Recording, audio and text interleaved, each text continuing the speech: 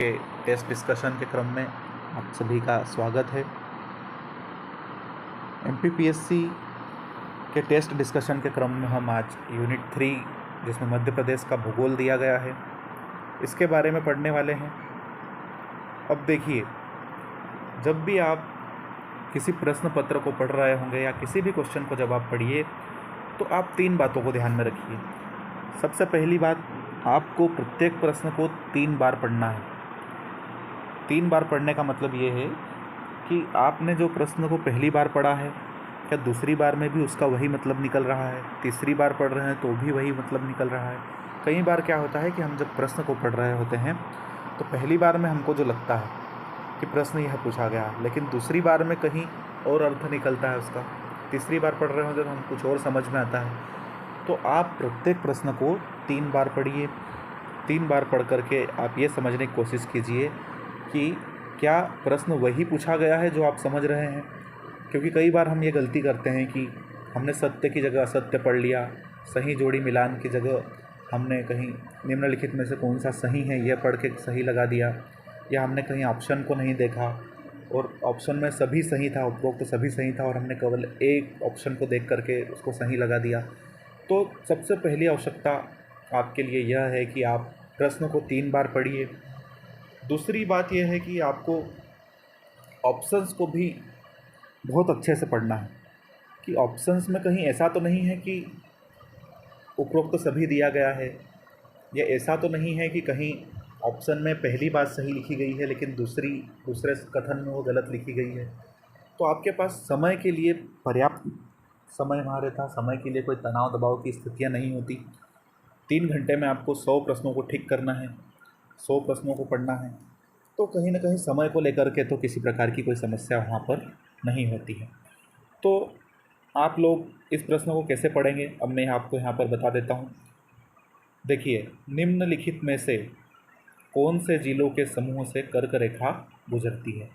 निम्न में से कौन से जिलों के समूह से कर्क रेखा गुजरती है।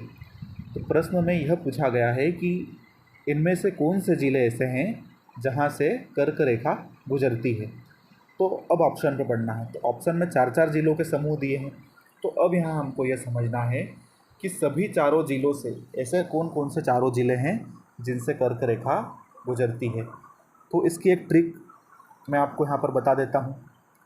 ये बहुत प्रचलित ट्रिक भी है।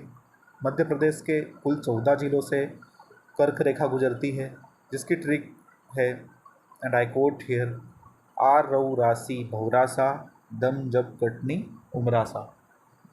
सबसे पहले आ मतलब आगर मालवा, र का मतलब रतलाम, उ का मतलब उज्जैन, रा का मतलब राजगढ़, सी का मतलब सीहोर, भ का मतलब भोपाल, भ का मतलब विदिशा, रा का मतलब फिर रायसेन, और दम का मतलब दमोह, जब जबलपुर, कटनी से कटनी, और उमरिया से उमरिया, और सह से शहडोल।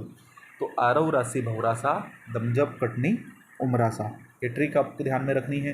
ये 14 ज़िले हैं जहाँ से कर्क रेखा गुजरती है। अब यहाँ से आप दूसरी बात आपको ये याद रखनी है कि जब कर्क रेखा का प्रश्न पूछा गया है तो आप यहाँ पर इस बात को भी यहाँ रिवाइज कीजिए कि भारत के ऐसे कौन से राज्य है जहाँ से कर्क रेखा गुजरती है। तो भारत के भी 8 राज्य है। इसकी ट्रिक भी आप लोगों को मैं बता देता हूँ।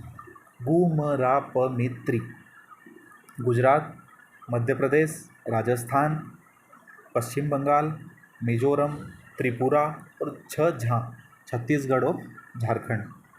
तो गु म रा छ झा प मित्री, यह 6 जिले ऐसे हैं, ये 8 राज्य ऐसे हैं जहाँ से कर्क रेखा गुजरती है।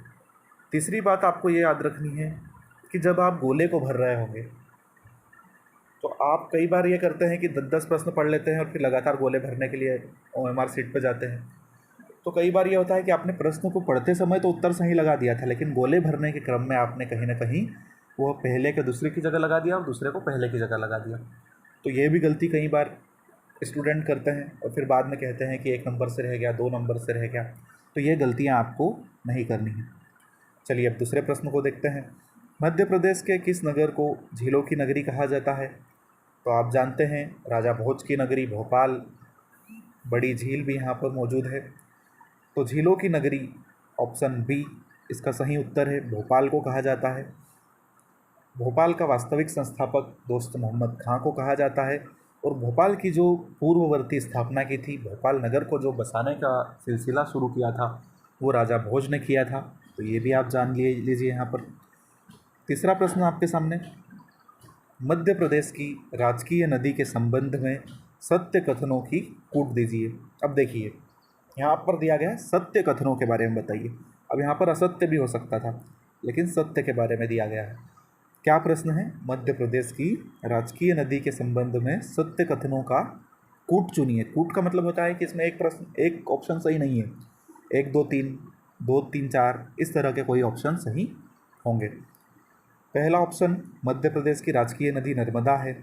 क्या ये बात सही है? तो आप जानते ही हैं कि मध्य प्रदेश की जो राजकीय नदी है वो नर्मदा है। दूसरा ऑप्शन है, इसका उद्गम अमरकंटक की पहाड़ी से होता है। तो यह बात भी सही है। तीसरा ऑप्शन है, यह नदी भ्रंश घाटी में बहती है। यह बात भी सही है। इस नदी की कुल लंबाई 13-12 किलोमीटर है। ये बात भी सही है। अगर मध्य प्रदेश में लंबाई पूछी जाए तो 1077 किलोमीटर, और अगर पूरे भारत में इसकी लंबाई पूछी जाए तो 13-12 किलोमीटर। ये मध्य प्रदेश के 1077 किलोमीटर क्षेत्र में बहती है और कहीं न कहीं 15 जिलों से होकर गुजरती है। अगर भारत के संदर्भ में बात करें तो यह भारत के 3 राज्यों मध्य प्रदेश, महाराष्ट्र और गुजरात में बहती है। इसे गुजरात की जीवन रेखा भी कहा जाता है।